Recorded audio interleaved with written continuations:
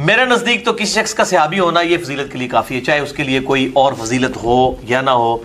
سمندری جہاد والی حدیث بعض لوگ اس کے اوپر بھی تان کرتے ہیں، میں کہتا ہوں جی ہو فضیلت، فٹ ہو یا نہ ہو، صحابی کی فضیلت ہی بہت بڑی ہے۔ پھر بھی آگے لکھا ہوا ہے کہ یہ جو سمندری جہاد اول جو جیش ہے جو سمندر میں جہاد کرے گا، اس کس صحابی کو خوشخبری دی گئی تھی؟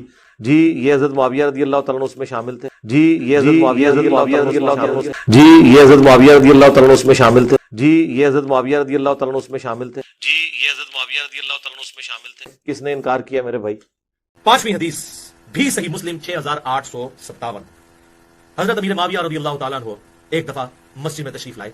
اب دیکھیں صحابہ کرام کس طرح جونیئرز کی ٹریننگ کیا کرتے تھے، آپ ذرا دیکھیں۔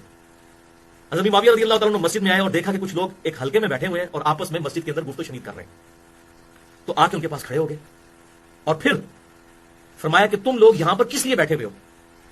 تو انہوں نے کہا کہ اے امیر المومنین، ہم اللہ کا ذکر کرنے کے لیے بیٹھے ہیں اور ہم اس بات پر اللہ کا شکر ادا کر رہے ہیں کہ اللہ تعالیٰ نے ہمیں اسلام کی دولت عطا فرمائی ہے۔ پھر حضرت معاویہ رضی اللہ تعالیٰ عنہ نے کہا کہ اللہ کی قسم اٹھا کر کہو کہ تم اسی لیے بیٹھے ہو۔ انہوں نے کہا اللہ کی قسم امیر المومنین اسی لیے بیٹھے۔ تو پھر حضرت معاویہ رضی اللہ تعالیٰ عنہ نے کہا کہ میں نے قسم اس لیے نہیں اٹھوائی کہ میں نے تمہارے بارے میں کوئی بدگمانی کی، بلکہ میں نے ایک سنت پہ عمل کیا ہے۔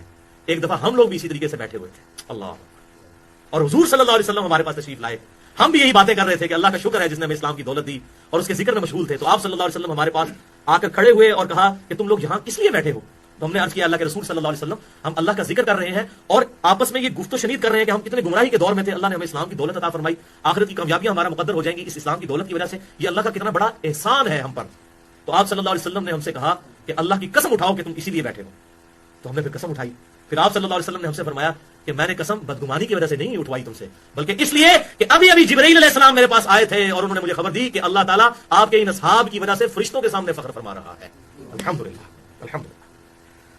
تیسرا جو مین ٹاپک تھا وہ تھا قرآن کیسے محفوظ ہوا۔ اس میں میں نے ڈیٹیل سے گفتگو کی تھی، لیکن میں آج اس کو مختصر بات کر رہا ہوں کہ قرآن پاک 25 سال کے اندر کتابی شکل تک پہنچا۔ اس میں سے سب سے پہلے نبی صلی اللہ علیہ وسلم کے مبارک دور میں وحی لکھوائی گئی، آپ صلی اللہ علیہ وسلم وحی لکھواتے تھے، اور اس میں زید بن ثابت رضی اللہ تعالیٰ عنہ ٹاپ آف دا لسٹ آپ کے لکھنے والے تھے، کاتب وحی۔ سیدنا معاویہ بھی تھے رضی اللہ تعالیٰ عنہ، اور بھی اصحاب تھے، سیدنا معاویہ بھی تھے رضی اللہ تعالیٰ عنہ، اور بھی اصحاب تھے۔ تو جی موجہ مارو، ٹھیک ہو گیا۔